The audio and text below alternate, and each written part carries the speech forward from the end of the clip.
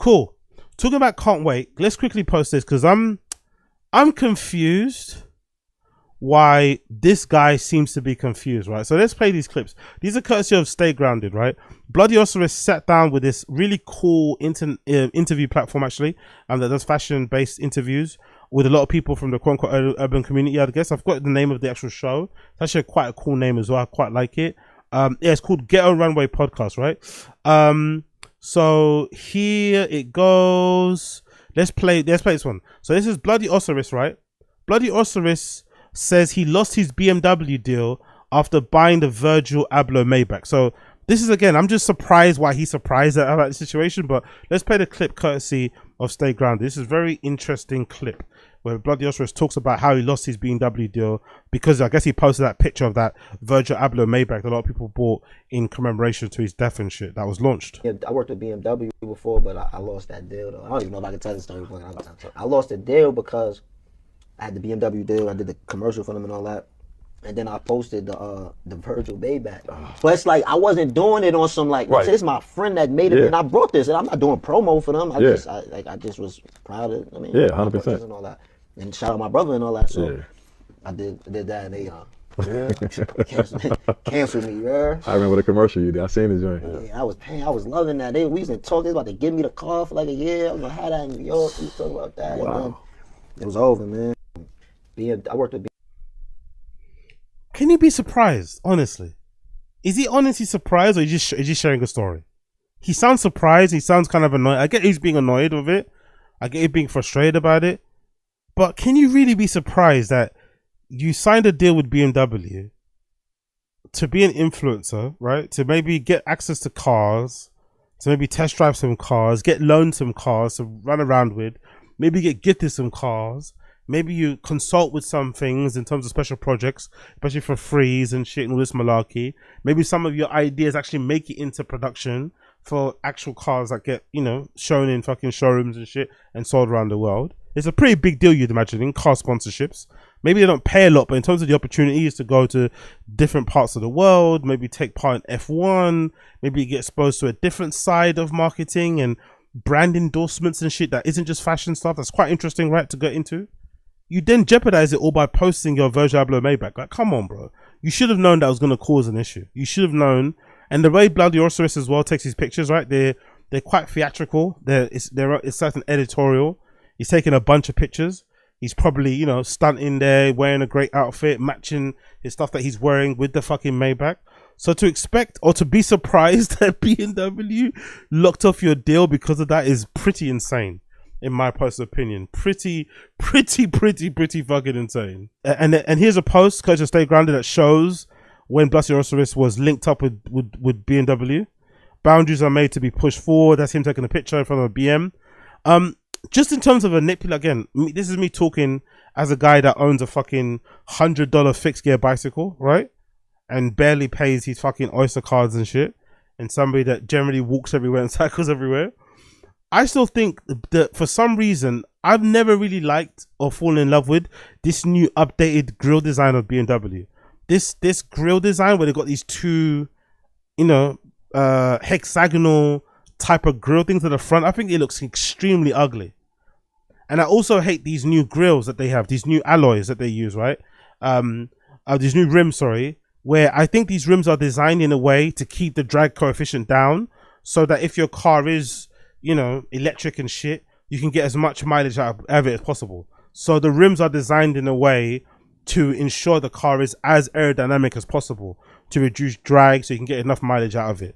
But then you end up with this like weird kind of like quasi sci-fi-ish, I don't know, it's just a weird aesthetic. I don't like the rims. It's not designed in like a cool, nice, aesthetically pleasing, design forward way. It's mostly based on practicality. Like, how can we make this, you know, how can we make this car go longer, how can we make this car travel further on short amount of charge as opposed to it looking good? And I'm sure the grills play a role in it too, but I've never been the biggest fan of this new BMW updated designs.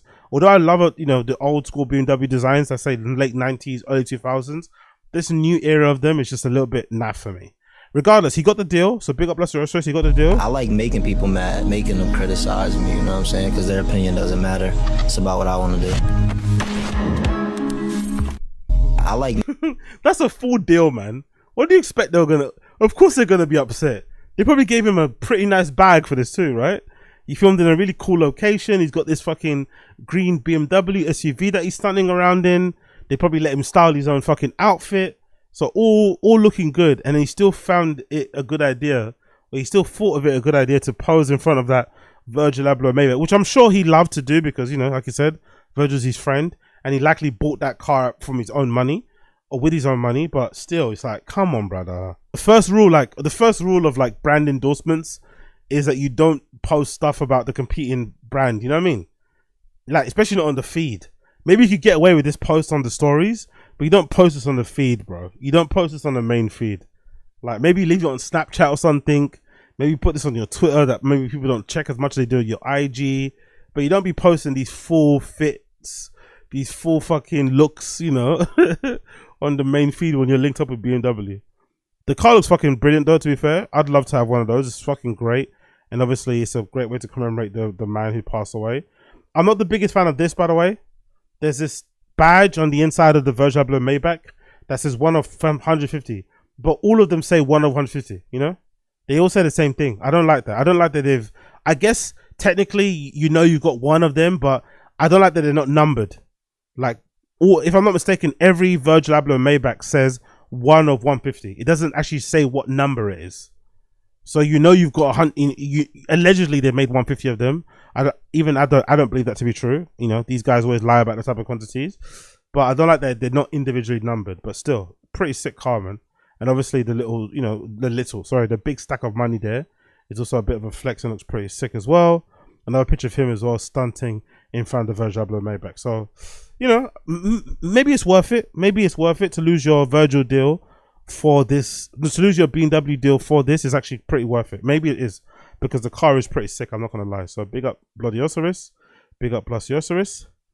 There's another post here as well of him talking about thanking Pharrell for smoothing a relationship with Louis Vuitton, because I guess he wasn't getting any callbacks from them when Virgil unfortunately passed away, and they obviously hired Pharrell to take over. It was a whole different probably team. Maybe they're trying to look for different people to work with and shit. It is what it is. Those things happen. But let's hear what he has to say regarding Pharrell kind of helping smooth a relationship over with Louis Vuitton. When V passed, you know, no disrespect, y'all know who y'all is, but when V passed and all that, they was acting funny. Were they? They wasn't even inviting me to the shows no more. Like, you feel me? Like, so I missed that first P joint. No.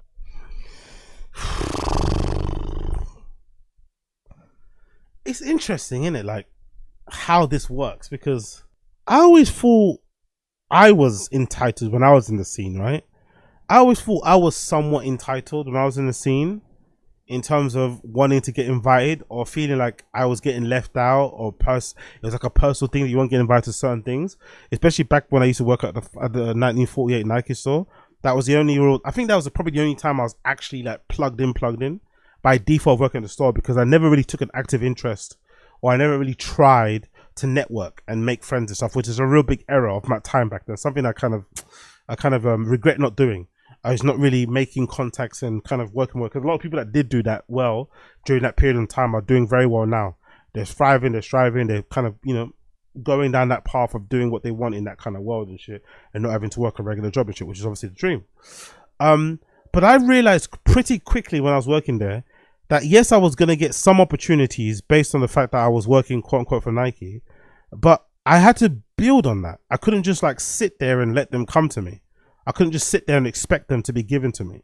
I had to kind of work for it. So if there was an event happening in a store or in the fucking event space, I would have to go out of my way to try and like shake hands with certain people, kiss babies, rub shoulders, and actually be, you know, active out there in terms of trying to get my name out there, make friends, whatever, which would then maybe help my ability or enhance my ability or further my chances, increase my chances to get invited to other things or shows, whatever. Because there were those people that were in that room, but you had to go out there and make the effort, especially in places like London. Everyone's a little bit, you know, stuck up and a little bit cliquey. I'm assuming the same thing in probably New York, maybe even worse. So you do have to make this first step. But usually when you make the first step, people usually comply. I'm not going to lie. usually if you go out your way to try and make the first step and say something, people usually do comply and be like, okay, cool, this guy's like, you know what I mean? So it's fascinating to me that a guy like Bloody Osiris is kind of, you know, you would imagine really clouded up. Everyone kind of knows him by virtue of what he dresses like and his face and shit. He is still sitting there expecting. When if anything, in his line of work, especially in this precise situation, when Virgil passed, like I remember it happening slightly the same sort of thing for me in '94. I think that's why I actually ended up getting let go from that place. Was, if I'm not mistaken, when we got when I got hired, it's weird, interesting. When I got hired there, I think the person that hired me personally and handpicked that team was A-Side, the guy that works with Tremaine, or worked with Tremaine Emery, close friend Tremaine Emery, right? So he was the first guy that kind of like handpicked me to work there, or that team. Then soon after A-Side picked us as that team, he quit Nike and went to do his own thing. And then somebody else took over. That guy actually liked us, that team, because I think some of us he knew from the London nightlife scene and shit. So he kept us on. But then when that guy left, he was replaced by what's her fucking name? Sharmadine, the lady that founder of Warren Nails. And when she took over, you know, I wouldn't say we're bad. I wouldn't say like she's a friend or anything, but you know, we were never really that close or anything. I kind of know her from back in the day, but you know, she's got a little bit of a, let's say, personality is a little bit rough, innit? It's a bit hard to get along. She's a little bit, you know, I don't know. Everyone's aware they are, but Sharmadine's personality for me isn't really someone I'm really, you know what I mean? Whatever, which is okay. Do your thing. But she also came in with her own idea. And I think when she came in, I think that was when she went out and hired a bunch of really, really young kids, which was kind of cool for that time because the store did need a bit of a refresh. So she got in some kids that are just younger than us at that time. I'm assuming Gen Z kids who are going to push the brand a bit forward and be a little bit more cool, be a little more plugged in. And maybe she just wanted to have a restart. But it was on the cards. I was surprised we didn't get let go after A-Side left. The fact that we didn't let go after A-Side left was a surprise.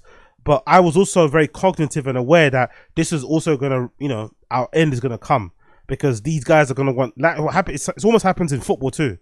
If a manager, if new owners take over or a new sporting director comes in, most likely that manager that's working at that club, if they were there before the sporting director got in, that person's on a ticking time bomb until they get let go. Because that sporting director wants to create their own legacy. They don't want to build off the back of the legacy of the previous guy.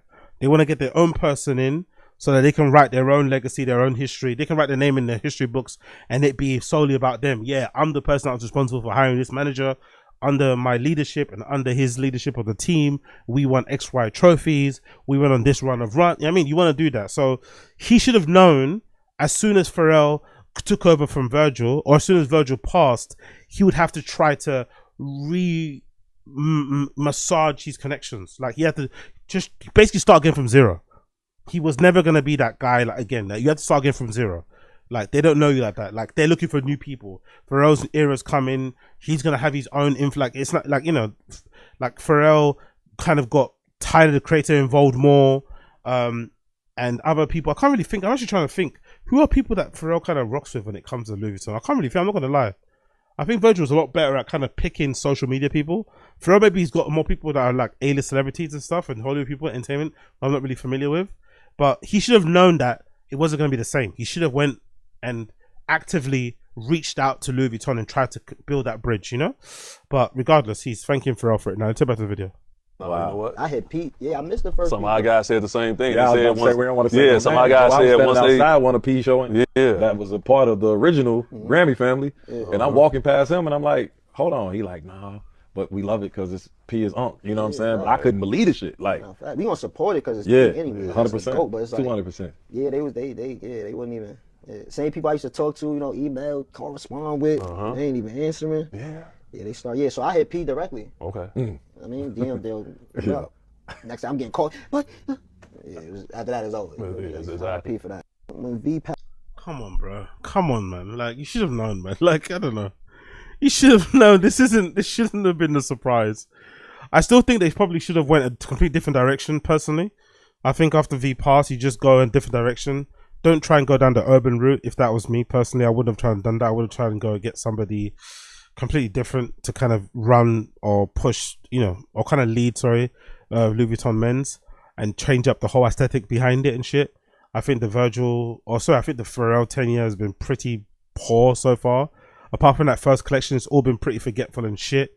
The only thing I can think about when I think of Louis Vuitton men's, the first thing that comes to mind is Digi Camo and flares. That's the only thing that comes to mind when I think of Pharrell's fucking Louis Vuitton men's. Digi Camo and flares. Everything flares, everything boot cut, everything Digi Camo. I'm fucking fed up with it. Hopefully he gets fired soon because I've had enough of it. Honestly, it's fucking terrible. But glad to hear that Pharrell did help him iron out his kind of relationship with them overall, and now he's on, I guess, somewhat good terms. It sounds like he's on somewhat good freaking terms.